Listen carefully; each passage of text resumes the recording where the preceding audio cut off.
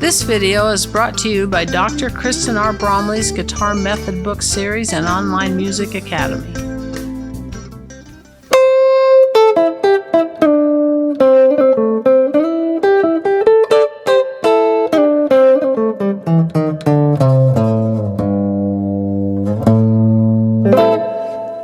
Hi, I'm Dr. Kristen Bromley. Welcome to my online academy. It's so great to have you joining me here in these online lessons. This is lesson 20 in this series that comes out on Saturdays where we're working on improvising or jamming in the pop, rock, and blues styles. I love doing this sort of thing, and I'm so delighted to bring this lesson series to you right along with all the other lesson series on the channel. Now, here in lesson 20, which is the last lesson in this series, I'm going to bring it all together. How do we improvise with minor pentatonic and major pentatonic scales in the pop, rock, and blues styles? And it's as simple as that. We can actually just improvise in those styles using 5-note scales. There's a major pentatonic scale and there's a minor pentatonic scale. We've learned that for every major pentatonic scale, there's a minor pentatonic with the exact same notes. We've also learned that we play those scales. We got 5 forms that fill out the entire fretboard, and we can just jam. And what's so nice is it's the same 5 scale forms that we can use. It just depends on where we're placing them along the neck and the context that we're sticking it in, whether we're using a major pentatonic or a minor pentatonic. So the first thing is just to kind of recognize, before we sort of review these scale forms and apply it, just practice it a little bit with some backing tracks and just in a key, so we can kind of just practice it a little bit. If this is the first lesson you're jumping in on, it's great. This works as an introductory lesson, and of course there's 19 previous lessons that go into great detail on little aspects of this. But I'm just going to go through and sort of give us the big picture here as we finish off with this lesson series. So it's the context of how we use that pentatonic form, whether it be the major pentatonic or minor pentatonic. It's the context and then how we play within that form that really determines whether we're playing a major pentatonic scale or a minor pentatonic scale. Now, we've also learned that in addition to the pentatonic scales, we can use the blues scale, and all that takes is adding 1 extra note to the minor pentatonic scale, and we end up with a blues scale that overlaps with that minor pentatonic. Similarly, we have a blues scale that overlaps with the major pentatonic. Now, when we're looking at our 5 forms and we're playing, when we say that we can use the same forms to play the minor pentatonic versus major pentatonic, it works the same with the blues scale as well. Now, as we're applying these scales to improvising, it's really important to recognize when we can use the minor pentatonic or its correlating blues scale, or the major pentatonic and its correlating blues scale. So this is what's cool. When we're playing in a minor key, no matter what style we're playing in, whether it be pop, rock, and blues, and actually in minor keys of other styles, sometimes it works to use these minor pentatonics and the blues scale as well that goes with that minor pentatonic. But anytime we're in a minor key, we've got to use the minor pentatonic. We don't use the major pentatonic then.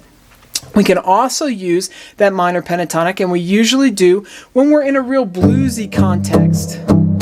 So anything that sounds really bluesy, even when it's in a major key, we get that blues sort of sound by superimposing that minor pentatonic over top of the major key, or that blues scale that goes with it over top of the major key. So bluesy settings, anytime we're in a real rock setting, even like a power chord setting, any of those power chord type settings, then we use that minor pentatonic. And anytime that it just seems like a hard rock or heavy metal-ish more sound. Now, heavy metal does use some other scales, so that's a different thing.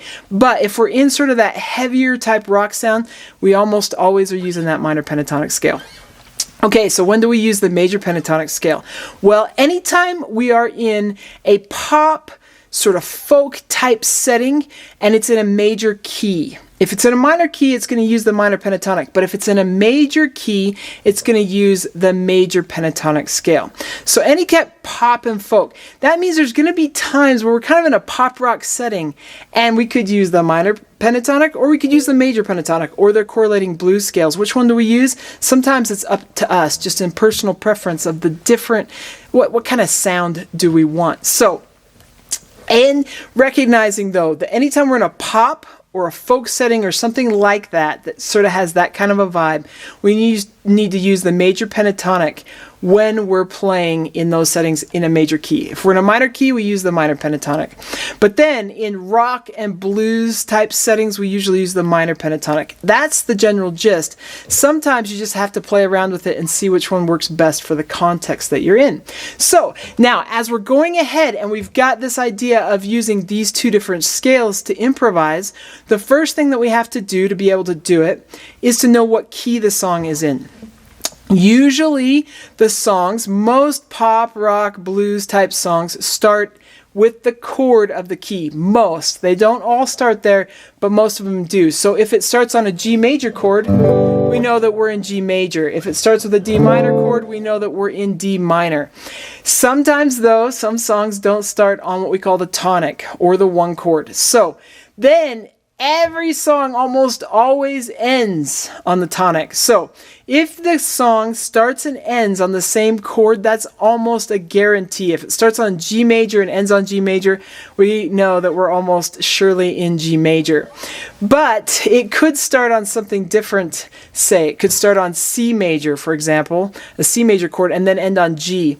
Our best bet would be that we were in the key of G. It sort of depends, and you sometimes have to play around with it, but we almost always end in the key that we're in.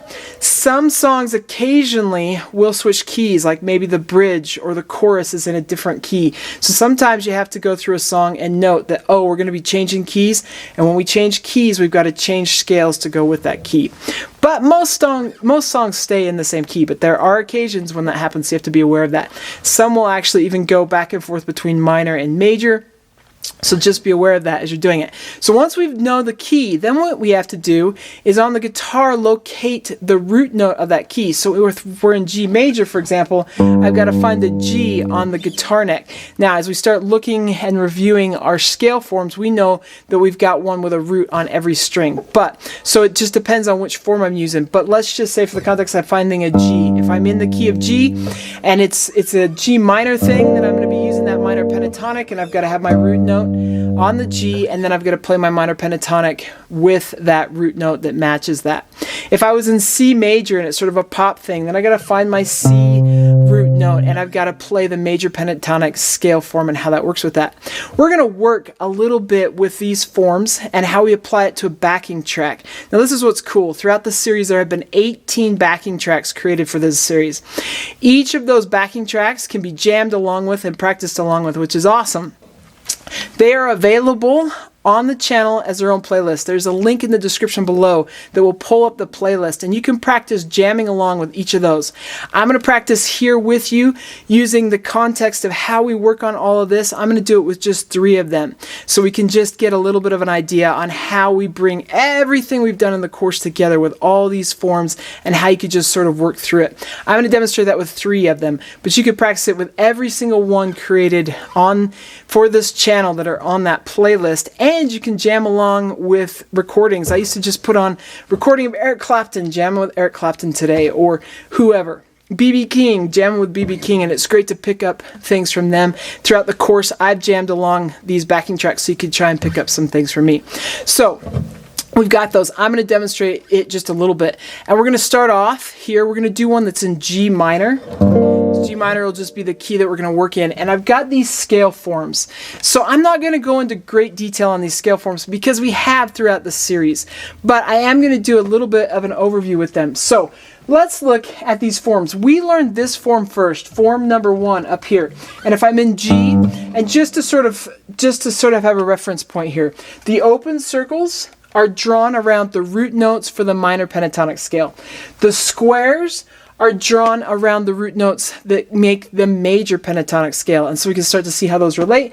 And then this little asterisk, this shows us where we would add in that extra note to create the blues scale instead of the pentatonics. So that's how this is drawn up here on the board, which is consistent with how things have been drawn on the board throughout the series. Except we haven't had the major and minor pentatonics drawn up with the overlap so much. We've just worked on one at a time. But we have scale form 1. And this one would be really familiar. I'm just going to play the minor pentatonic, not add in the blues notes or anything, but those are there. But we've worked on that previously. But if I just play through that scale form 1, we learned that to create the 5 scale forms, basically we're just taking this and shifting it or moving it to another string. So scale form 2, all that's happening is everything here has been moved 1 string higher. And I have that then, if I go to the G note that's at the 10th fret on the 5th string, I could play scale form 2.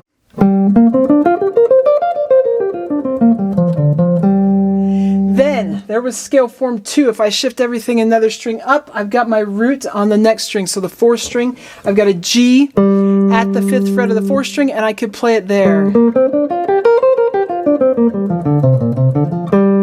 of course, if I shift everything up, that root goes up to the 3rd string. I've got a G at the 12th fret, and I could play it there.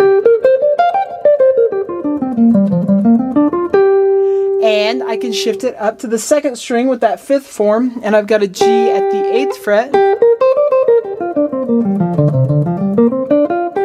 Just like that. And of course I could shift everything again, but that's going to bring me back to scale form 1. I've got that G up at the 3rd fret on that top string. Just like that, and I end up with my 5 forms. But they don't stack up next to each other like that along the fretboard. They stack up next to each other this way, every other one. 1, 3, 5, then 2 and 4. And finding this, I think it can be really helpful to see how octaves are set up on the guitar. So in G, we've got our index finger at that 3rd fret on the 6th string.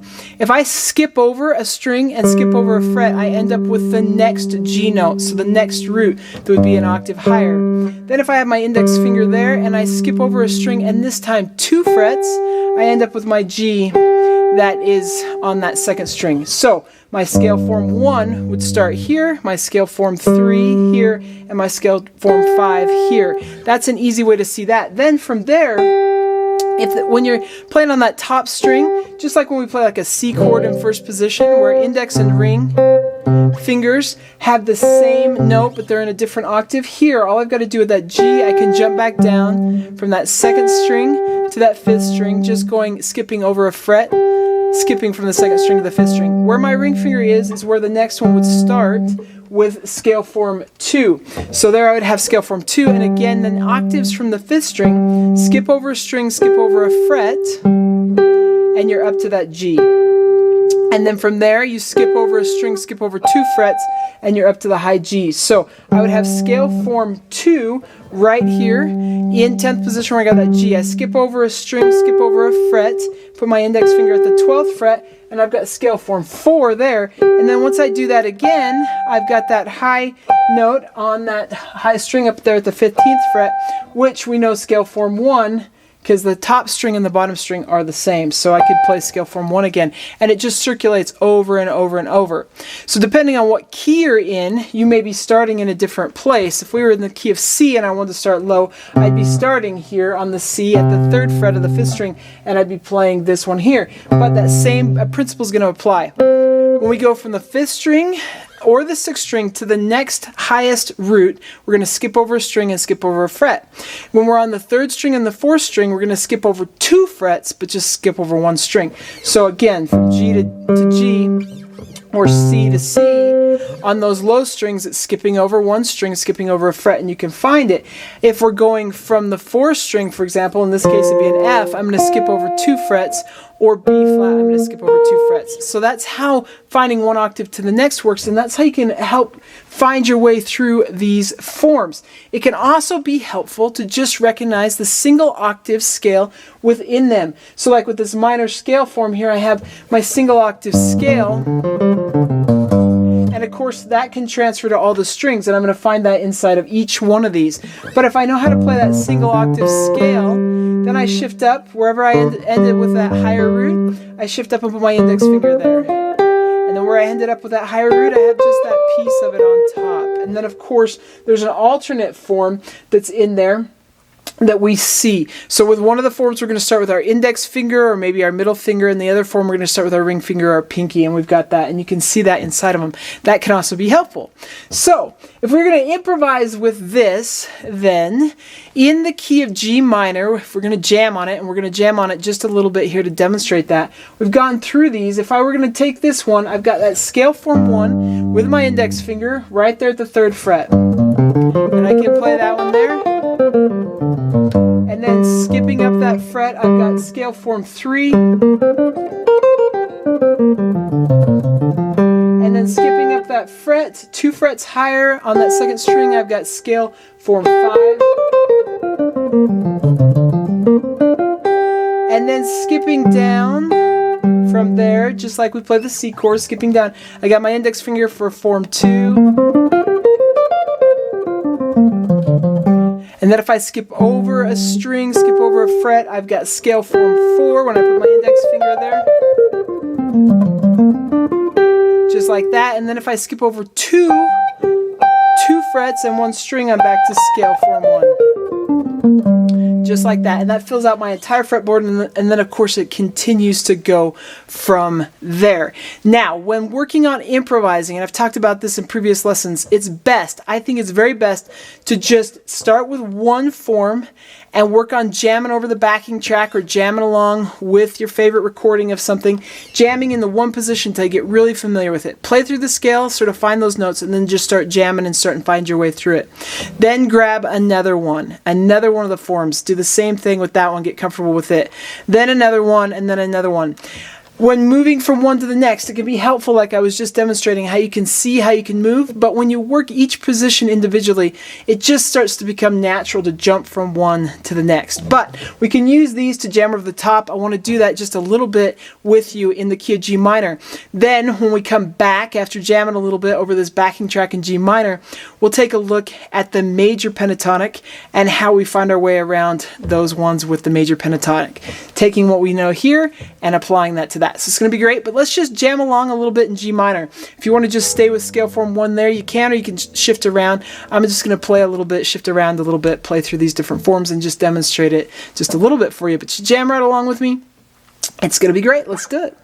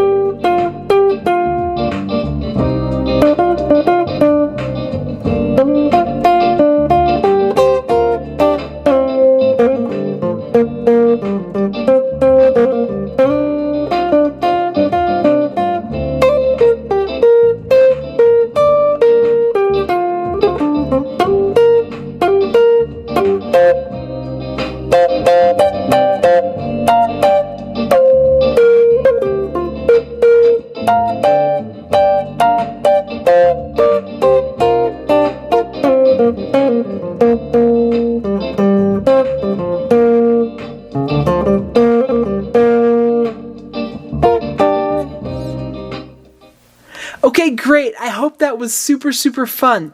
Let's shift gears here now and take a look at the major pentatonic. And looking at the major pentatonic, we're going to do it from a couple different angles. The first one is, just as we know that every minor pentatonic scale has a major pentatonic scale that overlaps with it, we're going to use that to our advantage. Most of my students that are in person that have worked with me, and even myself, when we've gotten playing in the major keys, a lot of times we're just thinking, what minor pentatonic scale works with this particular key? So with our minor pentatonic scale, compared to our major pentatonic scale, it's helpful to recognize that it's the next note above where our root is for the minor pentatonic, where our major pentatonic is. So we've just been playing together in the key of G minor. That alternatively has the same notes as the key of B flat major. So the note that my pinky is on works, and we can jam along in the key of B flat major. So it's 3 frets higher, and we can play that. So how do I find that? If I found that I was in the key of B flat major, I find my B flat note, and all I need to do is go, oh, I can move my minor pentatonic scale down 3 frets, and I will be in the area I need to be in to play in the major key instead of the minor key. So again, if I find that I'm in the key of B flat major, I'm going to find the B flat on the guitar, which is at the 6th fret on that 6th string in the case of using scale form 1. I'm going to find that, and then I'm going to say, okay, I know that I can play the minor pentatonic scale, and the minor pentatonic root is 3 frets lower. So I take my index finger and I move it 3 frets lower, and I realize that the key of G minor has the same notes as the key of B flat major. And then I can just play what's familiar to me as a minor pentatonic scale, except that I'm going to have to use my ear to find the resolution points, the notes that I should land on. And usually my final note is going to be 1 fret higher than where I'm probably, or one note within the scale higher than where I'm usually comfortable. So if I'm usually comfortable coming down to that root of the minor pentatonic, now I've got to come down to the root of the major pentatonic. So like that B flat major root right there, I'm going to have to come down to that one or my index finger there. So I've got to find those and start finding my way around with these different sounds and try and just get comfortable with it. But we can use the same scales in the same positions. So let's go ahead and jam together a little bit in the key of B flat major over a backing track that's kind of in a pop context where we would play in the key of B flat major. I'm going to slide around a little bit and have some fun, but if you want to and you need to, just stick to one form. Same principle applies. Learn and get comfortable with each one of these forms and each position by itself, and then it starts to become natural to move from one to the next. But let's go ahead and jam together over this backing track in the key of B flat major.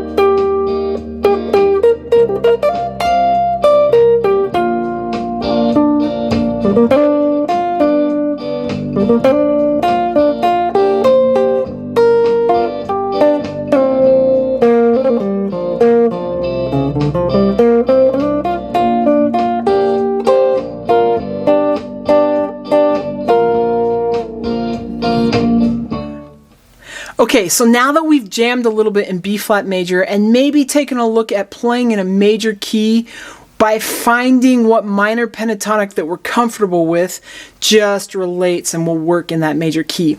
Let's now look at the major pentatonic sort of on its own just a little bit, and we'll do this in the key of G major. Of course, we can say, oh, G major, and go 3 frets lower and go E minor. Okay, so I've just got to play the E minor pentatonic. But let's look at it just slightly differently. Let's look at it in and of itself as sort of a major pentatonic, major sound, even more related to the major scale, because I think doing this sometimes actually helps us play in the major key a little bit better.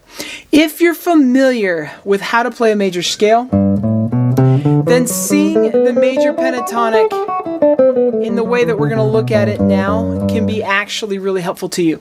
If you're not familiar with how to play a major scale, on the Theory Thursday lesson series, there is extensive help with playing the major scale and how we can play that in 5 positions along the fretboard. And what's really interesting is the major scale forms directly overlap with these 5 forms. It's really cool. And the modes of the major scale. All those things are explained on the Theory Thursday lessons, so if you need help with that, you could check out those. It goes into modes and so on.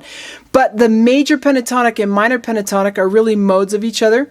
They have 5 notes, and those 5 notes just actually come right out of the 7-note major scale form, and then its modes. The mode that starts on step 6, the Aeolian mode, matches up with the minor pentatonic scale.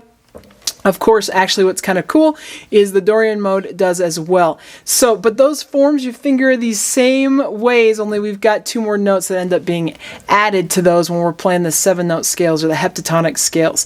But let's look at this major pentatonic in sort of correlation or in connection with the major scales. So, just for example, if we're starting with scale form 3 here, we've got that low root with our middle finger on this low 6th string. If we look at the single octave scale form for the major pentatonic, and I do it there in G, I've got this 2, 4, 1, 4, 1, 4 sound. That would be one scale form. And like I've explained earlier how we can transition these to the next scale, we can do that same sort of thing. But just looking at this for a second,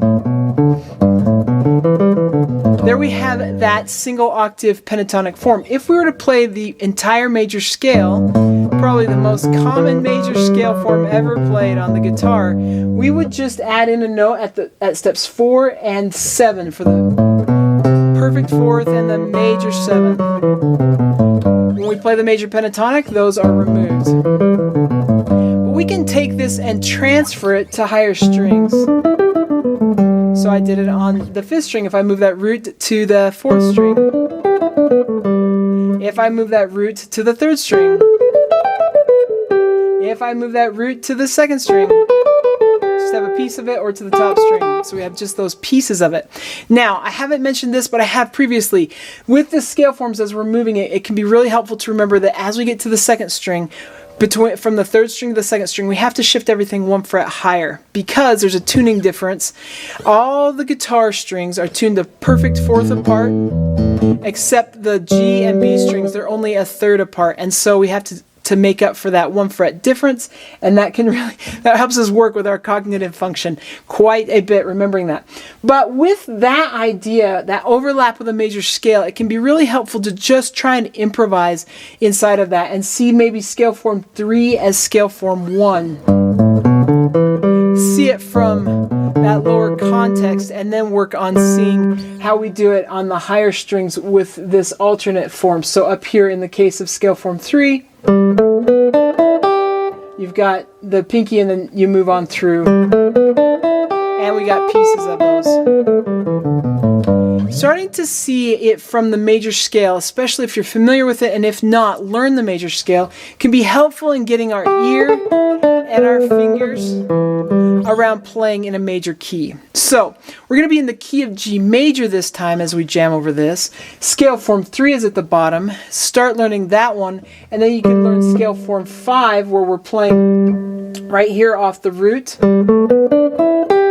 So if I practice this way, moving between these forms using that method of finding the octave, I'd have the 2, 4, 1, 4, 1, 4, and my middle finger shifts up to where that was, and then my middle finger shifts up to where my pinky was, and I've got just the piece of it there. Then if I use my index finger to find that other root, I've got it here, that one shape, and then again on the high strings. So that can be a really helpful way to start getting inside of the sound of this. So let's go ahead and jam together in the key of G major. So we just found where all of these are in G major. It's going to have the same placement of the roots that we used when we were jamming in G minor, only now we're using the major pentatonic. So I'm going to go ahead and jam over the top of this. You can jam right along with me in the key of G major. It's going to be super fun. Let's go ahead and do it.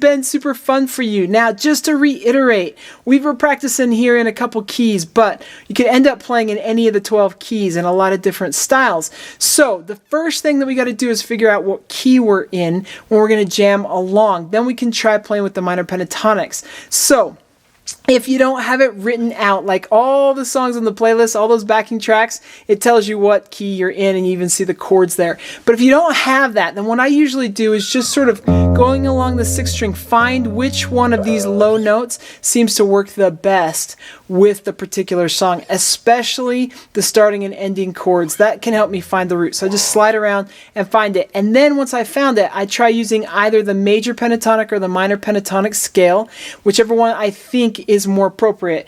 If I'm playing around and it feels squirrely, it's not really working very well, I try the other one. So if I had tried the major pentatonic first, then I try the minor pentatonic and I see if that works.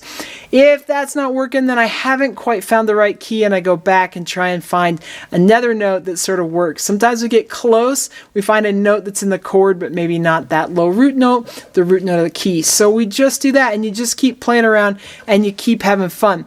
Jamming along with your favorite artist is great. Of course, I've tried to give you opportunities to jam along with me here so you can pick up ideas, get fresh ideas, and you're off to the races. Of course, there's other scales and things we can use, but we can jam and play with the major pentatonic and minor pentatonic, which we know are the same 5 scale forms, to play in these styles, and it's so fun. It's so therapeutic and just a great thing to do, even just jamming with friends. So I hope this series has been super helpful to you. And again, there's a link in the description below to pull up that playlist so you can play along with any of those backing tracks. You can jam along with albums and friends and so on and just have so much fun doing. It's been a great time bringing this lesson series to you. There's lots of other lesson series on the channel, so lots of great ways to get help with playing the guitar. And of course, there's the method books as well. So you can check those out. Those can help with playing different aspects of playing the guitar. Lots of fun. Of course, I work as an artist, so it's fun to check out. Well, it's fun for me when you check out music that I am playing as well. So there you have it. Keep having fun, take care, and we'll see you again. If you found this video helpful, please hit the like button and subscribe to the channel. For more in-depth lessons and to progress through a free guitar course, check out my Guitar 101 series on YouTube and my guitar method books, which all come with access to hours of in-depth video lessons. You can find more information about me and my products at KristenBromley.com. Take care.